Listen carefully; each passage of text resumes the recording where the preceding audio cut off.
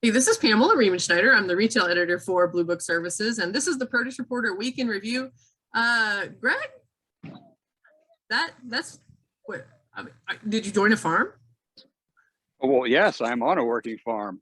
We're on vacation in rural Maine at our friend's house, and just over that way are a bunch of piglets and some sheep and some goats and some cows and some baby chicks. We got everything. The potato Wow. field's way over there, but Maine is famous for potatoes. I've covered that in my career. Yes, I actually have as well. So that's super fascinating. Admiring your dedication to the Wi-Fi that you've got there in rural Maine. So congrats for that. So far, yeah. We had a few things here in the office that I actually thought were really fascinating. One of them was Vonnie Estes from the International Fresh Produce Association wrote up a really great article from the Indoor Ag Tech convention that she went to that was in Brooklyn last month.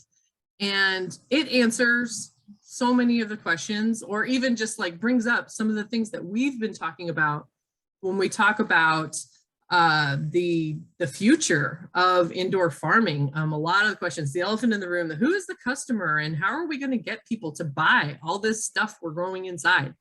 And scalability is always the issue. Scalability is always the issue, and then the billions and billions, financing.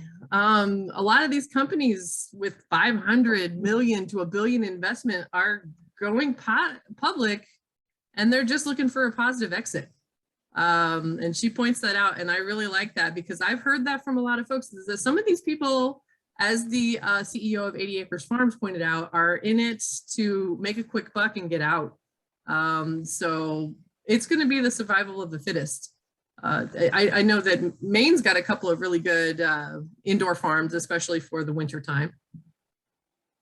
There's a long winter here, I'm told. That's why we're not visiting then. For sure. I see the tractor behind you. It actually brings up another of the series of themes that we had this week was automation. Richard Smoley wrote up an article about advancements in asparagus automated harvest. And then I also found a press release about 24/7 automated kitchen to produce fresh food. It looks like a kiosk where you just it's called Rowalk instead of robot. So I'm guessing they're tossing things in a wok. That was super fun. But the most entertaining thing I saw all week goes along with what we've been talking about, and that is trying to help consumers manage inflation and manage their budgets. And O'Charlie's, a place that I haven't been in years, is actually doing a promotion where they are matching the consumer price index as a percentage coupon off of your bill at the restaurant. That's hilarious, but also kind of makes you cry because you're like, well, I mean, I guess if it's 8.6%, I get 8.6% off my bill. Right. Well, as soon as I got here, we picked up a local paper, and one of the stories in it was how much more it costs at July 4th than it did last year, and they used the American Farm Bureau Federation report index press release, which we ran last week. So I mean, it's nationwide. It's a huge deal, and I mean, it's being felt all over the country, no matter where you are. Well, I mean, and this week, I think some people may have seen me talking about that on a town hall, right?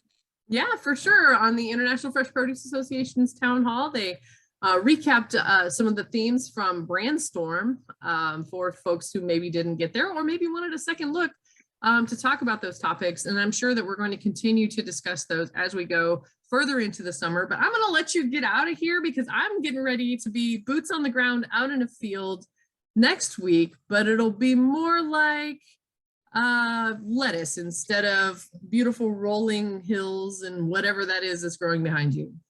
Well, we just came back from strawberry picking in wild strawberry fields, so I'm doing produce. Except they're like the size of a dime here because they're wild, but yeah. They smell good. My fingers still smell like strawberries, so that's a good thing. There's a lot worse things my fingers could smell like here, trust me. All right. Well, that's it for the Produce Reporter Week in Review. If you are not getting the Produce Reporter newsletter, you need to go to producebluebook.com and sign up.